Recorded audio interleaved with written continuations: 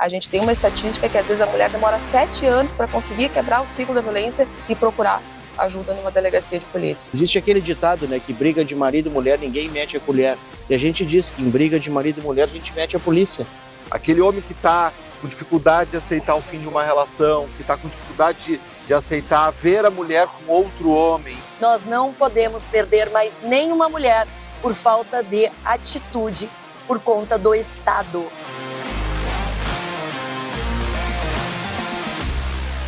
Bem, estamos começando o Malta Talks hoje, uma edição muito especial aqui no L Ponto do Iguatemi Corporate, onde funciona a Malta Martins Advocacia Empresarial, onde estamos aqui também com convidados muito especiais, convidados que são autoridades nesse assunto que nós vamos tratar aqui, que é o feminicídio.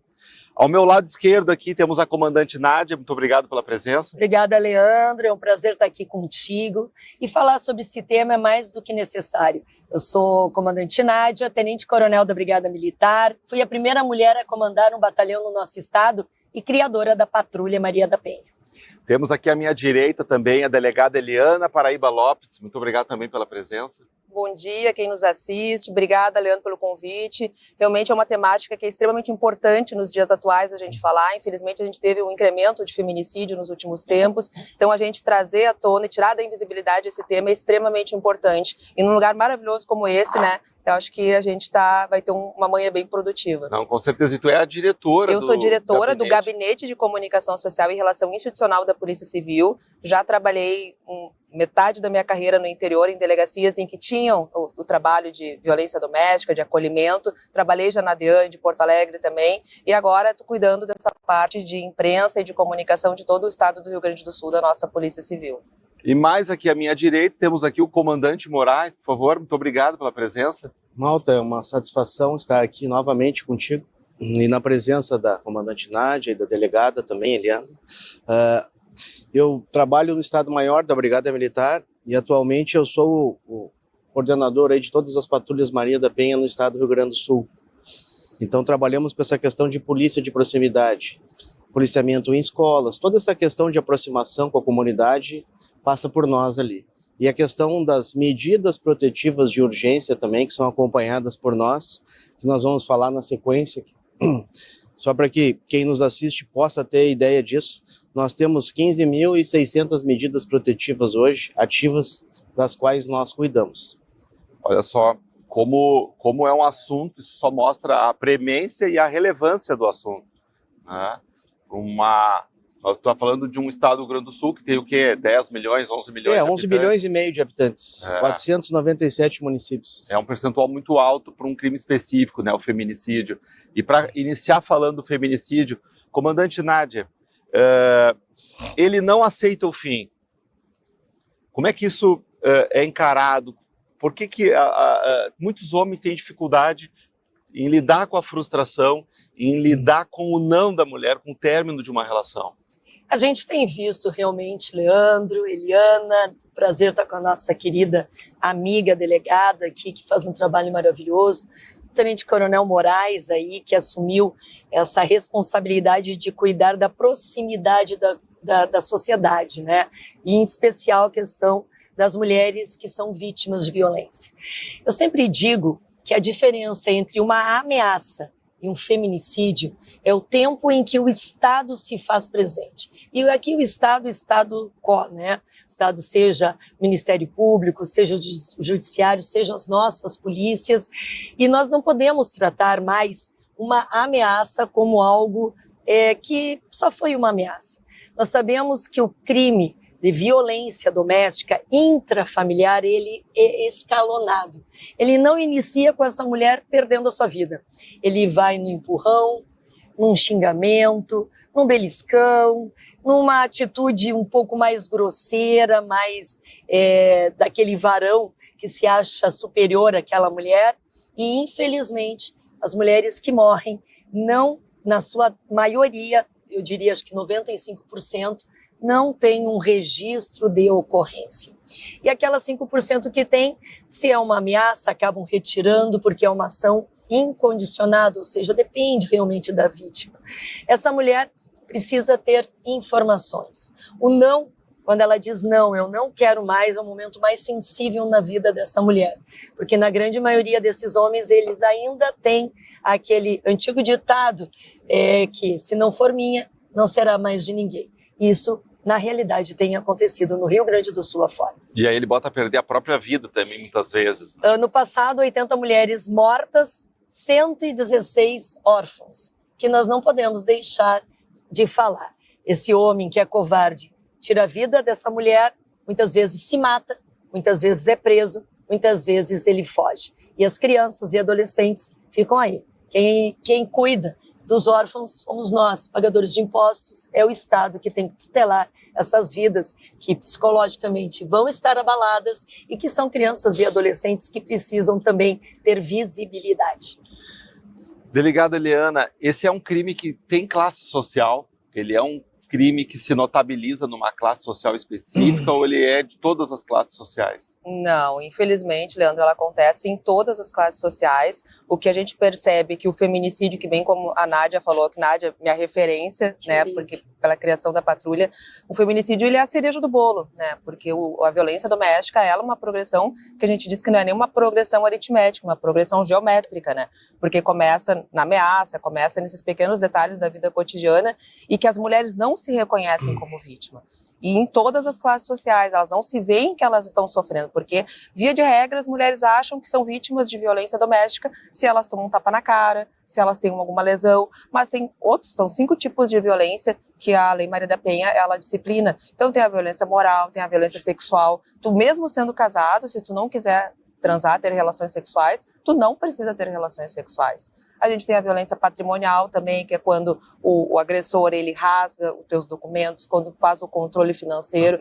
Então a gente percebe que tem algumas situações que de repente a mulher vai pensar, não, ele é ciumento, é normal, vai melhorar. É uma característica dele, é um ciumentão. Exato. Ele é possessivo. Não é crime, ela não Sim. entende como crime. Possessividade, ciúmes não são crimes. E talvez se ela entendesse essa atitude dele como crime, ela conseguisse, né, frear essa conduta que com certeza acaba evoluindo para os feminicídios. E bem como a Nádia falou, infelizmente a gente tem, né, trago para vocês alguns dados da Polícia Civil, que em 2025, 95% das mulheres sequer tinham medida protetiva vigente.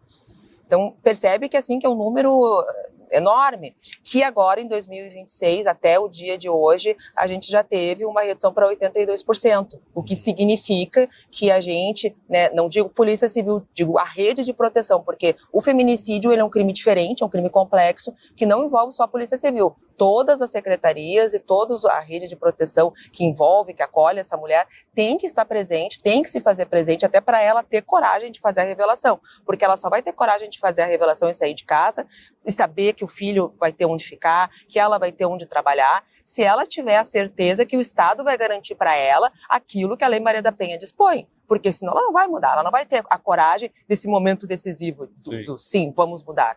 Então, no momento que ela tiver essa coragem, ela vai fazer essa mudança. E no momento que a gente percebe também, em 2025, nós tínhamos 82% das mulheres que sequer tinham entrado numa delegacia de polícia para registrar um boletim de ocorrência, e hoje, até o dia de hoje, nós temos 52%, a gente percebe que baixou, o que significa dizer que as mulheres estão mais encorajadas, estão acreditando mais na resposta do Estado, estão se sentindo mais protegidas, seja pelas políticas públicas que estão sendo adotadas nesse momento pela pasta da Segurança Pública, pelas outras secretarias, elas estão se sentindo encorajadas de quebrar esse silêncio que muitas vezes não é de agora, não é de ontem. A gente tem uma estatística que às vezes a mulher demora 7 anos para conseguir quebrar o ciclo da violência e procurar ajuda numa delegacia de polícia. Em Comandante Moraes, no momento que a brigada vai lá, tem um agressor, ele está ainda na residência, a brigada vai lá, qual é o comportamento do agressor? Ele está arrependido? Ele justifica a agressão naquele momento? Qual é o perfil psicológico dele? Qual é o comportamento no flagrante dele? Bom, Malta, na realidade, nós temos hoje muitos agressores, né, que estão com medida protetiva, né, contra eles, né, e que são presos porque descumprem essa medida protetiva. Esses agressores, enfim, descumprem as medidas das mais diversas formas. indo na residência, indo no trabalho, indo atrás dessa mulher na rua, enfim. Esses agressores, normalmente, eles não ficam soltos, eles são presos. Realmente são mantidos presos. E depende muito do estado desse agressor, né? Se ele está alcoolizado, se ele está sob efeito de droga, ou se realmente ele está com aquela questão toda psicológica envolvida nisso, porque esse é um delito que ele envolve vários fatores, né? O camarada ele fica desconectado. Ele tem premeditação na maior parte das vezes. Eu até faço essa pergunta para todos ele aqui. Ele vai naquele local ali e às vezes a discussão ela acaba saindo fora do controle e esse agressor ele acaba muitas vezes ali cometendo feminicídio. Depois que isso acontece, esse agressor entende aquilo que fez e muitas das vezes ele tira a sua própria vida. Nós estamos hoje aqui no estado, né, neste ano, nós estamos com 31 feminicídios. Desses 31 feminicídios, não há nenhum agressor que não esteja morto, porque cometeu suicídio, ou que não esteja preso. Então, o nosso papel como polícia, seja polícia civil, seja brigada militar, nós temos feito ele plenamente. O que acontece é que esse tipo de crime é um crime que acontece no ambiente familiar. Ele é um crime que as pessoas não enxergam. E atualmente nós temos vários projetos nesse sentido, como por exemplo, né, um projeto que é feito pelo Tribunal de Justiça com os síndicos dos condomínios aqui em todo o estado. Por quê? Porque existe uma legislação onde o síndico ele é obrigado a comunicar qualquer tipo de violência doméstica ali que ele presencie ou que ele tenha notícia. Então, como a comandante Nádia falou e como a delegada falou, o feminicídio ele não passa direto para o feminicídio. Esse feminicídio um dia ele foi um xingamento, ele foi um empurrão, ele foi um tapa, ele passou por um processo. Então não tem como uma mulher ser agredida durante inúmeros meses dentro do seu lar sem ninguém ter visto nada, sem ninguém ter ouvido uma discussão, sem um vizinho ter pelo menos suspeitado disso. Então essas pessoas têm que quebrar esse ciclo de omissão. Existe aquele ditado, né, que briga de marido e mulher, ninguém mete a colher. E a gente diz que em briga de marido e mulher a gente mete a polícia. Não existe isso. Não tem, essa mulher ela apresenta lesões, essa mulher ela vai trabalhar. No trabalho dela, não tem como os colegas de trabalho não perceber essa mudança de comportamento. Então nós temos que quebrar esse ciclo. Porque acaba que toda essa carga fica no final para nós, polícia, né? Nós, especialmente ali, a Brigada Militar, depois que a comandante Nádia, já há alguns anos atrás, ela entendeu que havia essa necessidade de um acompanhamento pós-ocorrência, pós-decretação de medida protetiva, foi criada a Patrulha Maria da Penha. Então a Patrulha Maria da Penha ela atua especialmente após a concessão da medida protetiva. Nós somos comunicados e aí nós deslocamos uma equipe para fazer esse atendimento dessa mulher, para entender que tipo de violência, para entender o ambiente familiar, para entender a questão dos filhos, para fazer o encaminhamento dessa mulher para a rede de assistência e para nos colocar à disposição dessa mulher para qualquer emergência que ela tiver, qualquer ameaça que ela esteja sendo vítima ou que ela suspeite que possa estar acontecendo. Então, o número de mulheres que foram vítimas, que eram acompanhadas por nós, ele é praticamente irrisório. É claro que toda a vida importa, nós não vamos descansar enquanto a gente não conseguir exterminar isso aí. Mas as mulheres que têm medida protetiva, que são acompanhadas por nós, a possibilidade dessa mulher ser vítima desse tipo de delito, ele é muito pequeno. Por quê? Porque o maior número de vítimas acontece com aquela mulher que não tem registro, não tem medida protetiva e na maioria das vezes não é acompanhada por nós. E pasme ainda, Malta, tem mulheres que são vítimas de violência, nós deslocamos a nossa equipe até a residência dessa mulher e ela nega o atendimento, ela não quer receber a nossa patrulha. Ela se coloca, digamos assim, como protetora do agressor. Mas eu posso dizer por propriedade, né? A gente que trabalha com isso várias vezes na delegacia de polícia, chegava lá, a mulher toda, né, lesionada, ferida, a gente dava início ao APF, que é o auto de prisão em flagrante, que demora algum tempo, né, pra gente fazer. Bastante. E aí faz toda a papelada e ao término, né, encaminhando para o Ministério Público, o Poder Judiciário, vinha a mulher, delegado, olha só, eu só queria dar um susto nele. Ele é pai dos meus filhos e tal, não dá para a senhora dar uma aliviada. Sim, sim, sim. Essa ideia era só um susto. A ideia era só um susto. Comandante Moraes, desculpa. Mas para ver como é difícil aqui é tudo isso, muito né? espontâneo, muito verdadeiro, muito genuíno. O comandante Moraes está derretendo nesse sol, tô vendo. Não, tô bem. Quer tirar o casaco não, tô pendurar bem, na não, cadeira, a gente vai bem. seguir a conversa tranquilo, aqui. tô bem, Sem Malta. problema. Eu nenhum. acho que eu vou fazer bem. isso. É. Então aqui, bem à vontade. Mas Comandante Nádia, por favor. é importante a gente falar que a Patrulha Maria da Penha, criada por mim lá em 2012, vai completar 14 anos de existência. Dia 20 de outubro. Vamos lá. E veja Não, fique bem tranquila. a importância de nós termos uma ferramenta Meu que pai cuida é coronel das mulheres aposentado, né? que Aí ele já fala, a gente é treinado denunciaram, pra isso. das mulheres que já pediram medida protetiva. E eu acho que cabe a gente explicar de uma forma mais didática aqui o que é a medida protetiva de urgência, até porque eu tenho certeza que esse vídeo vai se espalhar e nós vamos levar essas informações para mais mulheres. E é bem isso, porque se fala em medida protetiva, As mas não pessoas se não fala sabem. o que é a medida Isso. protetiva. A medida protetiva é solicitada pela mulher quando ela faz o registro na delegacia de polícia. E o que significa essa medida? É o deferimento por parte do juiz do afastamento do João da Maria. Ou seja, o juiz diz bem claro, João, não te aproxima da Maria. João, tu não vai ficar dentro da casa, a casa vai ficar com a Maria e com os filhos até todo esse desenlace ser feito. E, João, tu não pode te aproximar da Maria 500 metros, 300 metros, porque a Maria também não fica só dentro de casa. Muitas vezes a Maria tem que ir ao supermercado, tem que ir trabalhar. E o João tem que cumprir essa medida que é deferida pelo juiz, legalmente, com toda a sua legalidade. Acontece que nós tínhamos uma lacuna. Essa lacuna ninguém fiscalizava entre o juiz dizer, João, te afasta da Maria, e o João cumprir essa decisão judicial. O que acontecia antes da Patrulha Maria da Penha?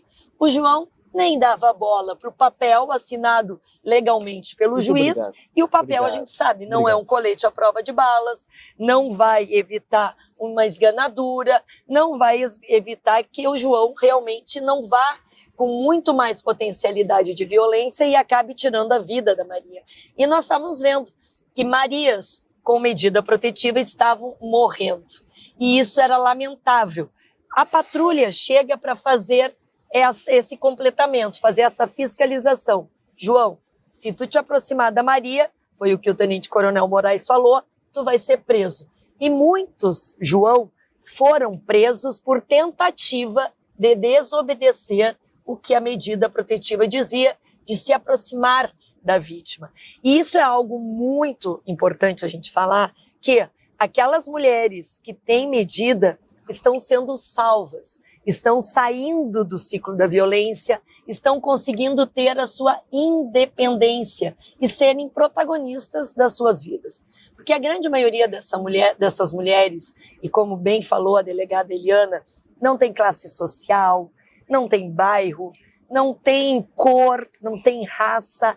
Ela acontece democraticamente em todos os espaços. Mas sabe o que preocupa, comandante Nádia? É justamente o fato, quando a gente, te ouvindo, percebe que se não fosse pela atuação do Estado, isso seria um crime ainda mais prevalente? Sim, Com certeza. Com certeza. Então, quer dizer que realmente na verdade, Leandro, a gente tem uma estatística que a gente consegue fazer mais apurada agora, desde do ano passado, porque até então nós não tínhamos a figura do feminicídio, né? Sim.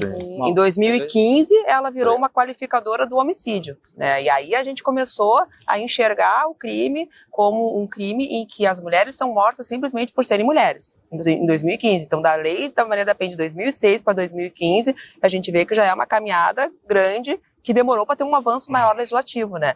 E aí, só agora, em 2004, que a gente teve essa alteração para a figura autônoma do feminicídio, em que houve, né, o aumento da pena para 40 anos. E isso é importante que a delegada falou, por quê? Porque antes as mulheres mortas estavam tudo no mesmo balaio. E a estatística é muito ruim para tu fazer políticas públicas. Sim, que aí tu não tem como movimentar diferente. A mulher que morria no acidente de trânsito estava ali dentro, a do latrocínio, roubo seguido de morte, estava ali dentro, a de morte... Ou até o homicídio qualificado, tu não conseguia puxar no sistema das polícias, porque porque não constava, né, o feminicídio. Sim, ele não era distinguido dentro do sistema. Quando tu faz essa distinção, muito bem trazida pela delegada, tu consegue trabalhar aquele segmento, fazendo com que isso tenha uma diminuição e a gente tente erradicar. Porque para a gente conseguir fazer uma boa política pública, a gente tem que ter o diagnóstico do problema, né? Tem que mapear onde acontece, do jeito que acontece, qual é o perfil, por quê, e aí só com estatística, né? Isso é uma informação... Mas só complementando, Leandro, o que a comandante falou, que eu acho que é bem importante, que as medidas protetivas são registradas nas delegacias. A Polícia Civil, ela vem cada vez mais primando não só pela investigação qualificada, pelo acolhimento através da Sala das Margaridas. Hoje nós estamos com mais de 100 Salas das Margaridas por todo o estado do Rio Grande do Sul, 24 delegacias especializadas no atendimento, mas a Polícia Civil também está cada vez mais indo ao encontro da tecnologia. Então, a gente está usando a IA, está tentando facilitar e otimizar a nossa entrega, que é o serviço público, né, o serviço das polícias de investigação. Então, desde 2002, nós temos a plataforma de registro de delegacias online, que a gente chama, né, e desde 2022 a gente tem o registro exclusivamente de violência doméstica para ser registrado.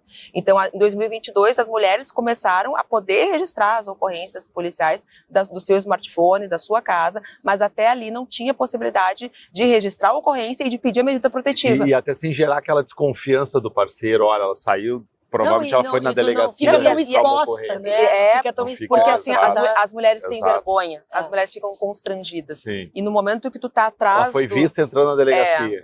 Não, e ainda mais se ela for numa delegacia da DEAN. Sim.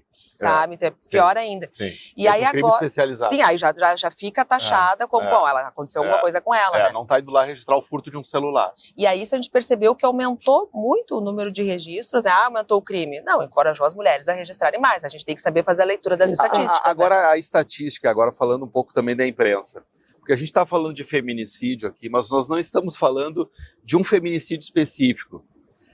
É chegada a hora da imprensa revisar o código no que diz respeito à publicação de feminicídios específicos. Ó, aconteceu um feminicídio lá em Marau, em Passo Fundo, em Giruá, em Cruz Alta, em Pelotas. Conta toda a história, como ocorreu e tal. Isso, de alguma maneira, pode estar induzindo novos feminicídios, assim como já acontece com o suicídio.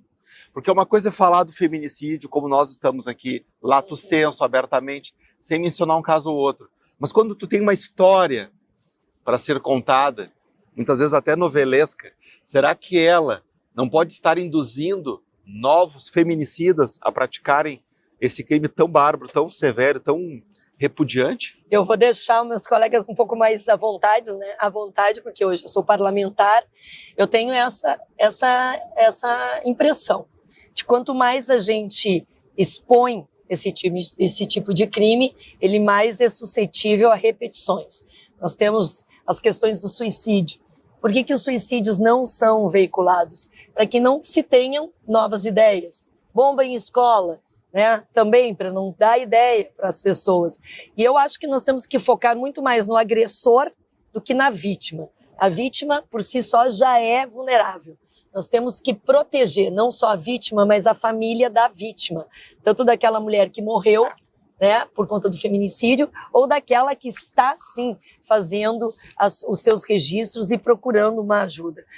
Eu tenho total certeza de que nós precisamos diminuir. Isso não significa barrar a imprensa, dizer para a imprensa, né, eu que sou pela liberdade de expressão, não queremos que a imprensa não tenha a sua liberdade. Mas que são formas da gente fazer a divulgação. Porque, na verdade, quando a comandante fala do suicídio, inclusive foi feito um estudo na Europa com relação ao suicídio. E por isso que houve essa proibição, essa redução da publicação do suicídio. Então, né, a semelhança para evitar esse movimento copycat aí que eles falam, de ter uma cadeia de transmissão, uma sequência, é melhor se evitar tu falar muitos detalhes de como aquilo ocorreu. É bem como eu falo, a gente tem que sopesar os princípios constitucionais. A gente tem um princípio constitucional da informação, da transparência, da publicidade, mas a gente tem outros princípios, da dignidade, enfim, e a gente tem que, em algum momento, pela razoabilidade, pela proporcionalidade, entender o que deve ser utilizado naquele momento. Então, sim, a imprensa tem que fazer a divulgação, porque o cidadão, a comunidade tem que saber o que acontece, mas a gente tem que estudar uma forma de fazer essa divulgação. E eu concordo contigo, focar mais no agressor e não focar nos detalhes da vítima, né? E até nesse sentido, eu sempre digo, quando as pessoas nos perguntam, né, tá, mas o que fazer para evitar o feminicídio? E nós temos aqui uma tenente-coronel e uma delegada que podem falar sobre esse tipo de entendimento. Existem determinados feminicídios que eu posso ter uma viatura da Polícia Civil, uma viatura da Brigada na esquina daquela casa. Que ele vai acontecer. Porque no ambiente do lar aconteceu um descontrole. O camarada, ele realmente ele desconectou e praticou aquele ato. Sim, foi num impulso. E aí, bom, mas o que nós poderíamos ter feito nesse sentido? Bom, primeiro, nós temos que saber que está existindo um tipo de violência. Se nós não soubermos que está existindo uma violência naquele ambiente, nós não temos como atuar. Não tem, é até uma covardia conosco da segurança pública, né? Tentar nos imputar essa responsabilidade por um ato que nós não tínhamos sequer conhecimento que estava existindo. Bom, a partir do momento que a Brigada tomou conhecimento, que a Polícia Civil tomou conhecimento, que nós tomamos as nossas providências, bom, aí sim, aí nós podemos ter a nossa parcela até de responsabilidade por alguma coisa. Mas tem que chegar ao nosso conhecimento, mas tem que chegar, né, delegado? coronel? A gente tem que... Porque 76% desses delitos acontece num ambiente familiar. Não. Então, para mim, o pior dos delitos, porque o palco não é o palco das ruas, Não, né? Não é violência urbana, né? Sim. É uma violência familiar, onde tu tem que ter confiança com as pessoas que moram, né? Respeito, e é onde as coisas acontecem. E vamos lá, nossa legislação é bem clara. A casa é domicílio inviolável. Ninguém entra lá dentro se não for Como é que as convidado polícias ou vão não tiver saber? um Né? mandato de busca e Não, apreensão, né? e às vezes, né, Malta, nós, como polícia militar, que chegamos num primeiro local, assim, com uma denúncia, e a gente vê aquela resistência, nós somos obrigados a conduzir as pessoas coercitivamente para a delegacia, para evitar porque nós não temos não tenho absoluta certeza poder, do que está acontecendo. acalmar os ânimos. Exatamente. Né? E aí depois, claro, lá na delegacia a gente vai entender bem o que está acontecendo, mas o que tanto a delegada como a coronel falaram, e nós, assim como homens, talvez para nós sejam, às vezes, para mim era um pouco difícil entender isso. Por que a mulher tem vergonha? Ela é vítima e ela tem vergonha ainda.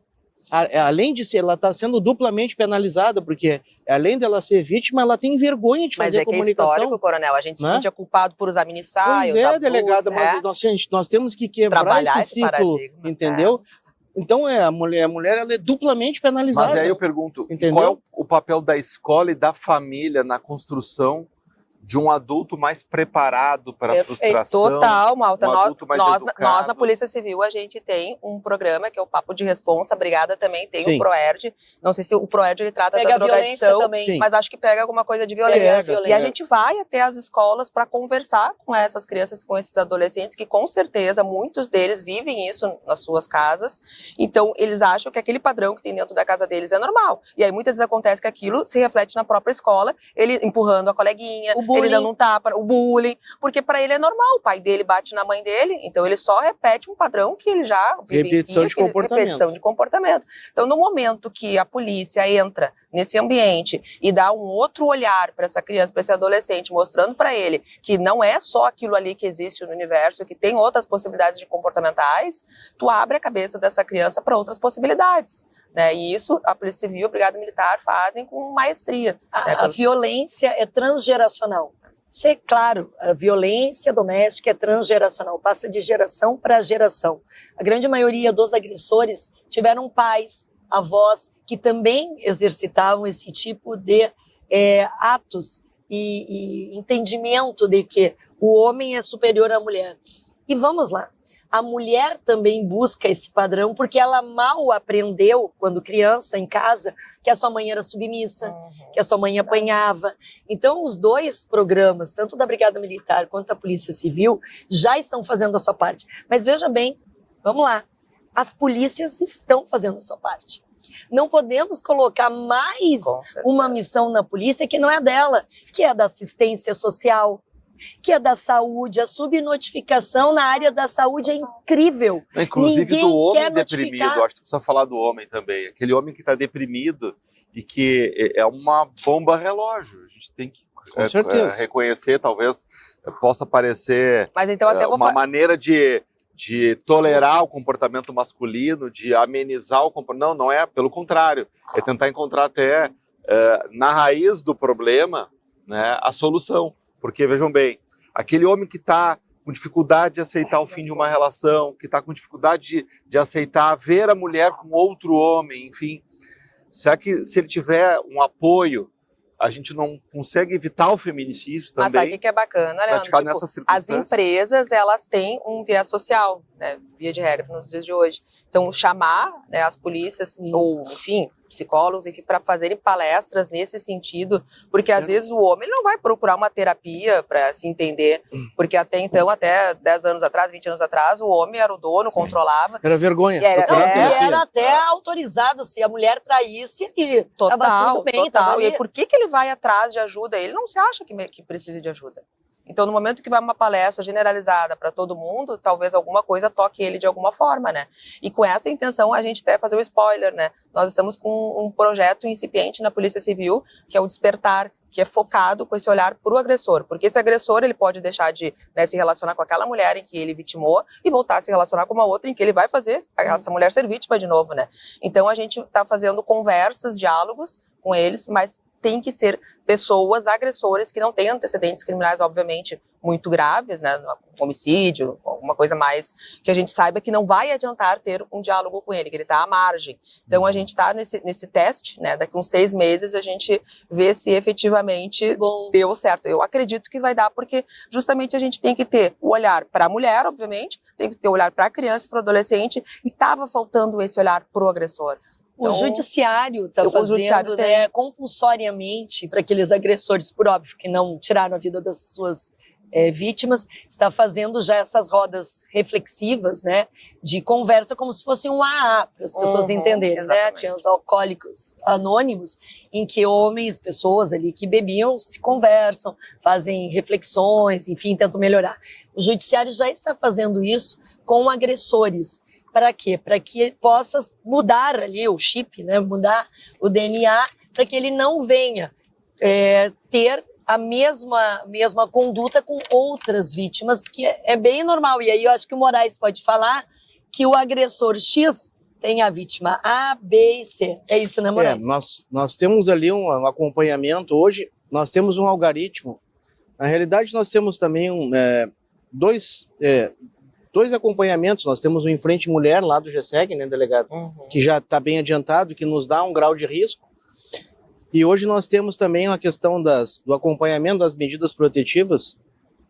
Nós criamos um algoritmo ali para também criar um grau de risco para que nós possamos ter visitas mais frequentes e mais emergenciais para aquelas mulheres que apresentam um risco maior de serem vítimas. E nesse sentido ali, quando nós vamos pesquisar, é até complicado falar isso, mas é a verdade. Às vezes nós temos mulheres que elas têm 5 agressores. Ela sai de um e vai para o outro. Termina um ciclo e né? Mas acha aí outro. já é de um estudo de vitimologia também. Sim. E será que seria ela não tá? uma parte de criminologia, né, para poder entender isso aí. E É. nós temos agressores também que já agrediram 5 ou 6 mulheres diversas. Sim. Estão como autores, né, Sim, de agressão. É um comportamento recorrente. Então, às vezes parece que a mulher ela acabou se acostumando com aquele determinado tipo de comportamento e acaba sendo vítima várias vezes de vários companheiros, e aquele homem também, ele se acostumou com aquele comportamento agressor, e ele tem aquele comportamento independentemente da parceira, da companheira que ele tiver. É claro, são casos esporádicos, mas são casos que nos chamam a atenção. Tem um outro caso que eu não sei se está dentro ainda daquilo que se denomina como feminicídio, que é a vítima de stalker, ou seja, aquela mulher que tem um stalker, ela está percebendo que o cara está perseguindo ela, enfim, e lá pelas tantas ela é morta por esse fã, entre aspas, né? Isso é algo que preocupa as polícias? Está acontecendo com mais frequência? E também já incluo nessa pergunta, porque hoje em tempos de redes sociais de namoro, a mulher muitas vezes marca um encontro com alguém que ela conhece muito superficialmente e é morta, né? Isso estaria ainda dentro do que se chama feminicídio, ou isso é um homicídio comum? Na verdade, é importante a gente dizer que o stalking, ele é um tipo penal diferente do feminicídio, né? Ele seria o início da escalada criminosa que a gente falou no início da nossa conversa, né? Como uma injúria, uma difamação, uma via de fato, uma lesão corporal. Ele é um crime menor que, se não tomar providências, ele vai sofrer essa escalada para vir o feminicídio. Quando ela é morta. Mas é que nem... Sim, aí se ela é morta, dependendo da relação que ela tem com esse indivíduo, sim, pode estar caracterizado. Se ela tinha uma relação, né, uma relação afetiva com ele, de alguma forma, antes... Tem que ter a relação afetiva. Tem que ter. Violência doméstica prevê que tenha... Se é um fã que não tem absolutamente nenhuma relação, aí a gente não cai na figura do feminicídio. Por exemplo, eles tinham uma relação afetiva, se separaram e ele começou a perseguir ela. Aí vai entrar, ele vai receber uma medida protetiva, vai entrar na violência doméstica. Mas se eles nunca tiveram um relacionamento, não se conheciam, tem só uma troca de mensagem, enfim, uma questão de um aplicativo, não vai cair, não vai se enquadrar como feminicídio, como violência doméstica. Eles têm que ter essa relação, né? Até porque a violência doméstica prevê o item mais importante para saber se é violência doméstica ou não é essa relação afetiva. A convivência. A convivência, porque o filho que mata a mãe é violência doméstica, entendeu? Então, o centro, a vítima é uma mulher em que o agressor, o criminoso, tinha uma relação próxima dentro de casa, afetiva. Então, o stalker, na verdade, stalker não é... Pode ser que sim, mas pode ser que não necessariamente. Exatamente. Tem que fazer uma análise muito específica para ver se ele se enquadra no tipo penal ali, né? Muitas vezes, diferentemente no passado, as pessoas elas se relacionavam com um vizinho, um colega de escola, e disso vinha um namoro, e depois do casamento. Hoje, por conta dessa aproximação por redes sociais, onde tu conhece muito superficialmente a pessoa, tu desenvolve uma relação afetiva com essa pessoa, sem conhecê-la mais profundamente. Às vezes tem em outro país, né? Em outro país, em outro continente. Exato. E lá pelas tantas é surpreendida por um comportamento agressivo, violento, que até então não tinha se manifestado na relação. Então, acho que também tem esse elemento surpresa, muitas vezes. A mulher, ela se vê surpreendida por um homem que até então se mostrava doce, se mostrava uma pessoa absolutamente pacífica. Mas e Malta num rompante, ele mostra um traço de violência. Nós temos as questões das psicopatias, né? Que não são raras. O psicopata é um envolvente. Ele é um galanteador.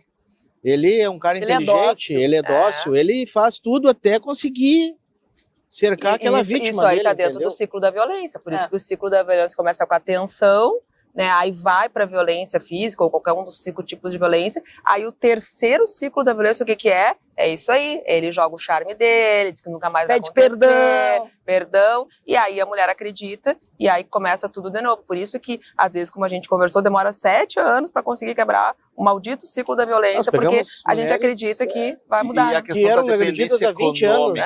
Como é que supera a questão da dependência econômica? A mulher que perdoa porque não tem como viver do ponto de vista econômico e financeiro sem ele. Mas aí tem toda a rede de acompanhamento. A dependência, não só econômica, mas a psicológica também é muito forte. Não vou, até por conta dos filhos, muitas vezes, não quer que os filhos tenham pais separados. Pesa financeira, mas pesa psicológica. Sim. Só que parece que é uma síndrome de Estocolmo, entendeu? Porque a vítima ela acaba se apaixonando pelo agressor dela.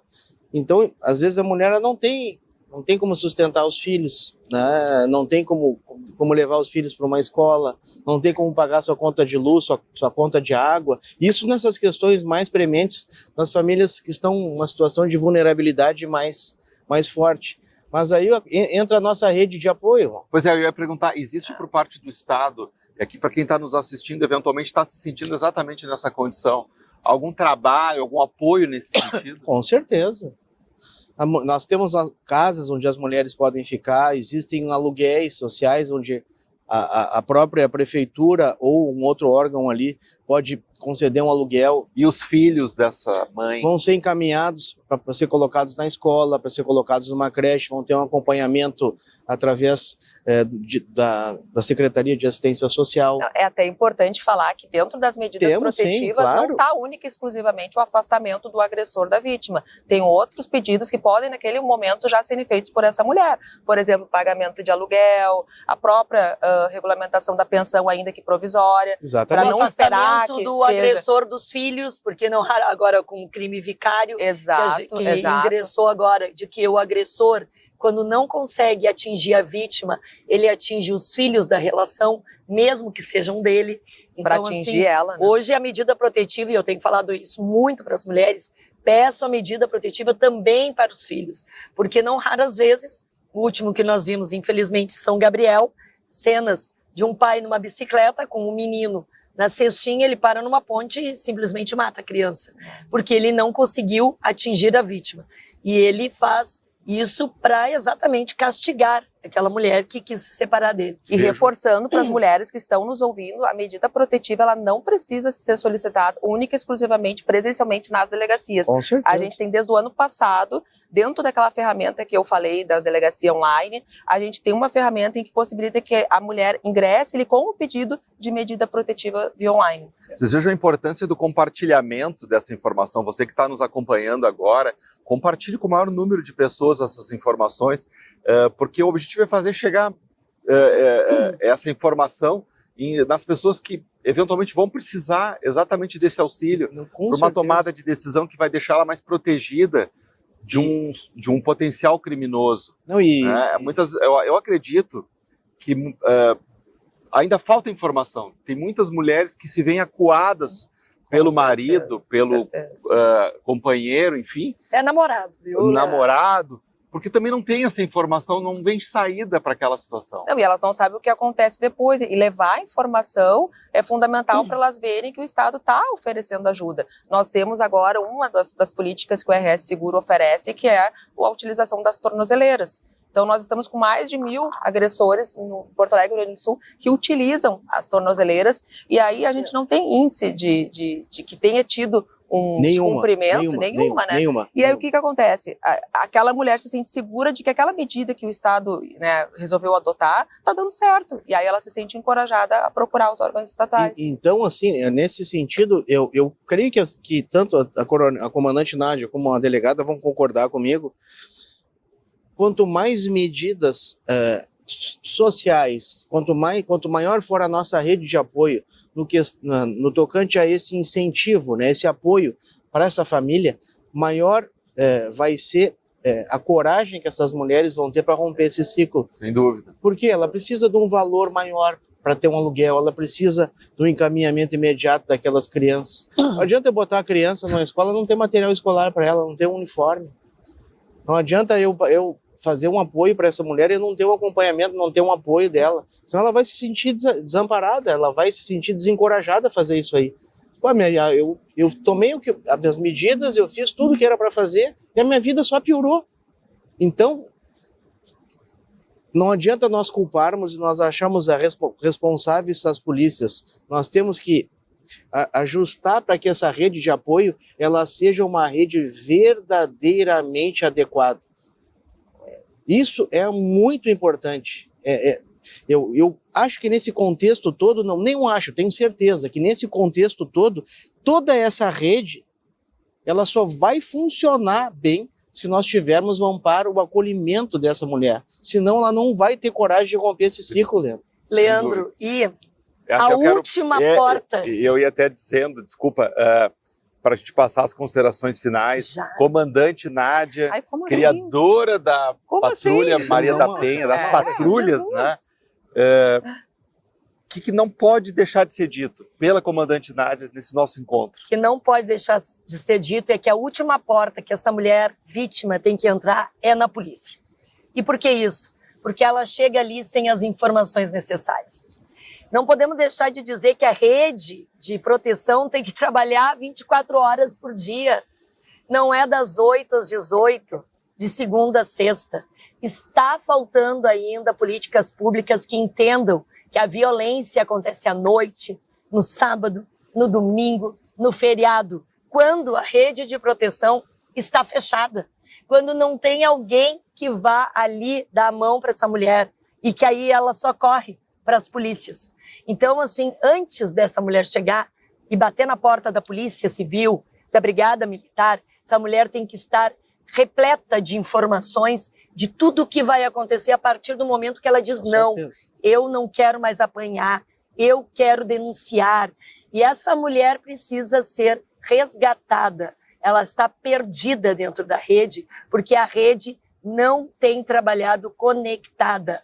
Nós estamos vendo um trabalho hercúleo da Polícia Civil, da Brigada Militar, mas não são eles, isso eu posso dizer, né, porque hoje eu estou na reserva da Brigada Militar e sou parlamentar, não são eles que vão dar o rancho para essa mulher, não são eles que vão dar uma vaga na escola para essas crianças que precisam, não são eles que vão dar um curso profissionalizante, porque essa mulher precisa ter a sua independência financeira e ser protagonista da sua vida.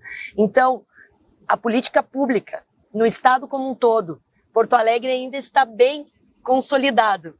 Imaginemos em Marau, em Tramandaí, em Santana do Livramento, em qualquer outro município que não tenha toda essa estrutura que Porto Alegre tem. Nós não podemos perder mais nenhuma mulher por falta de atitude por conta do Estado. E isso é uma briga, é uma luta que eu tenho desbravado, feito na Brigada Militar, defendendo o povo gaúcho e agora no parlamento continuo fazendo a mesma coisa. Me acompanhe nas minhas redes sociais, @comandante Nádia, e obrigada pela oportunidade de estar aqui com vocês. E até para adicionar também, o cidadão comum que está nos acompanhando é parte responsável na abordagem desse crime. Se ele ficou sabendo de qualquer coisa, se de alguma maneira ele presenciou, suspeita que possa estar ocorrendo violência com aquele colega de trabalho, com aquela colega de trabalho, com aquele vizinho, com aquela amiga, enfim, tem que, de alguma maneira, puxar para si a responsabilidade, denunciar, procurar conversar, de alguma maneira tem que tentar interceder para que a gente não tenha esse final tão infeliz que é o feminicídio. Delegada Eliana, por favor, falando pela Polícia Civil do Estado do Rio Grande do Sul. Complementando, Leandro, a gente já diz, já está na Constituição Federal, né? Segurança pública é dever das polícias, mas é responsabilidade de todos, né? Então todos têm que ter a sua participação. E em complementação, o que a comandante falou, a gente tem que ter uma rede de proteção muito forte. Então não adianta só achar que a Polícia Civil, que a Brigada Militar vai solucionar os problemas, porque quando chegou na porta da delegacia de polícia, porque todo o resto deu errado. Deu errado a família, deu errado a saúde, deu errado todas as estruturas do Estado, e aí querem que um problema extremamente complexo seja resolvido pela Polícia Civil. Um problema complexo só vai ser resolvido com várias soluções, não uma única solução, que é a Polícia Civil. Mas pela Polícia Civil eu posso falar que cada vez mais nós estamos preparados para receber essas mulheres vítimas, né? A gente tem agora a Sala das Margaridas, que já há alguns anos a gente criou esse projeto para melhor acolher. E que também é um sucesso. É um sucesso, porque até então todos sabem que as mulheres elas eram ouvidas nos corredores, nos balcões, né, em momentos, em locais que não tinham uma reserva. Então, qualquer pessoa poderia ouvir aquela revelação que ela estivesse fazendo. Então, agora tem toda uma estrutura montada, com carinho, com acolhimento, com uma decoração bacana, que faz com que ela se sinta à vontade, não se sinta constrangida de fazer essa revelação. A gente tem a delegacia online, a delegacia da mulher, como eu já tinha comentado inicialmente, que é um facilitador em que a Polícia Civil utilizou a tecnologia. E não adianta a gente ter tudo isso se a gente não tem as pessoas, os policiais civis que estejam cada vez mais capacitados e com entendimento de que aquela mulher ela não foi vítima porque ela quis ou porque ela pediu, né, ou pela roupa que ela estava usando. Então, dentro da academia de polícia, a gente tem já no ingresso das carreiras policiais disciplinas de direitos humanos, disciplinas voltadas para o atendimento ao público vulnerável, às vítimas, para que o policial, quando ingresse na instituição, ele já tenha esse olhar mais humanizado, porque cada vez mais as polícias, tanto a civil quanto a brigada militar, elas têm que ter um olhar humanizado, um olhar de aproximação, até porque, como nós entregamos o serviço público, nada melhor do que a gente estar próximo da comunidade e conhecer as dores desse cidadão para a gente conseguir entregar um serviço de melhor qualidade. Então, a gente pensar a segurança pública, pensar a polícia como uma segurança cidadã é extremamente importante nos dias atuais, e por isso que a gente prima não só pela repressão, pela investigação qualificada, pelo inquérito bem feito, mas também pela essa parte da prevenção, tanto junto às crianças e aos adolescentes com o papo de responsa, ou junto com os agressores fazendo o despertar, mas conversando e tentando fazer a nossa parte dentro dessa rede. A gente não pode se responsabilizar por tudo, mas a nossa parte nós estamos fazendo. Então a gente pode deixar as mulheres vítimas bem tranquilas de que nós estamos prontos sim para receber elas nas nossas delegacias de polícia. E a Brigada Militar, comandante Moraes, respondendo lá do alto do Estado-Maior.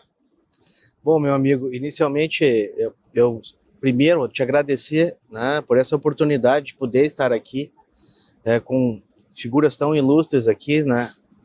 A nossa comandante Nádia, que foi a nossa precursora e a criadora das patrulhas. Num outro momento ela vai explicar como é que foi isso aí, porque ela apresentou um projeto que ninguém acreditava na época. Inclusive não tinha nem recurso previsto para aquela unidade onde ela estava ali. E ela mesmo assim foi lá, sozinha, fez todo o planejamento e foi a única que teve o seu projeto aprovado na época. Né, Coronel? Tá no livro, lá tem bastante coisa. Né? Então, a senhora também, delegada, é uma satisfação poder ter estado aqui com a senhora. Eu acompanho, né, lhe acompanho bastante ali nas redes e a senhora está sempre fazendo esse trabalho que é muito importante. A Brigada Militar e a Polícia Civil são grandes instituições. Nós temos trabalhado incansavelmente. E como a comandante Nádia falou, assim, não é uma crítica, né? Não a nenhum outro órgão, enfim, mas é uma constatação. Nós trabalhamos 24 horas por dia, 7 dias por semana. A delegacia vai sempre estar aberta para receber alguém, sempre vai ter um brigadiano para atender uma vítima que esteja necessitando de nós, em qualquer lugar. Então é importante, né, todas as avaliações que nós temos feito lá, temos criado algoritmos, temos criado roteirizações para aumentar o número de visitas, temos qualificado os nossos policiais já lá no berço, lá na academia de polícia, lá, todos hoje eles têm essa formação voltada para o atendimento humanizado, porque atender uma vítima de violência doméstica é diferente. A vítima ela tá vulnerabilizada, ela está com vergonha, às vezes ela está machucada, ela está desorientada. Então, às vezes, um policial masculino, só tem um policial masculino, bom, ele vai atender, mas ele tem que ter essa sensibilidade de compreender empatia, aquilo, né, que está acontecendo, entendeu? Acolher essa pessoa. Sempre que possível, nós temos sempre uma policial feminina também, porque a mulher se sente melhor, né, com a figura feminina, até porque às vezes ela sofreu algum tipo de violência que necessita fazer um exame de lesão corporal, alguma outra questão, mas assim, nós temos trabalhado muito, nós somos a ponta da linha. O conjunto todo tem que funcionar para que nós possamos não ficar atendendo só urgência e emergência, para que nós podemos trabalhar na prevenção de uma forma geral, e lá na causa do problema. Então a sociedade como um todo tem que se envolver, e é importante que esse trabalho seja conjunto. Hoje, mais do que nunca, Polícia Civil, Brigada Militar, IGP e a própria Polícia Penal, nós trabalhamos em conjunto. Nós compartilhamos informações, nós nos reunimos sempre que possível para tratar desses assuntos. Então, se nós conseguimos nos unir como instituições que nós temos as nossas diversidades, nossos detalhes que são um pouco diferentes, por que a sociedade não pode se unir para fazer isso aí? Não pode se omitir, não se omita, quebre esse ciclo, né? Você que está nos assistindo, não se omita. Se você tiver conhecimento, denuncie, chame a Brigada Militar, vá na delegacia, não quero ir, ligue para o Disque Denúncia, ligue para o 190, informe o que está acontecendo, que nós vamos tomar todas as providências necessárias. Nenhuma denúncia, nenhuma ligação vai ficar sem atendimento e sem averiguação.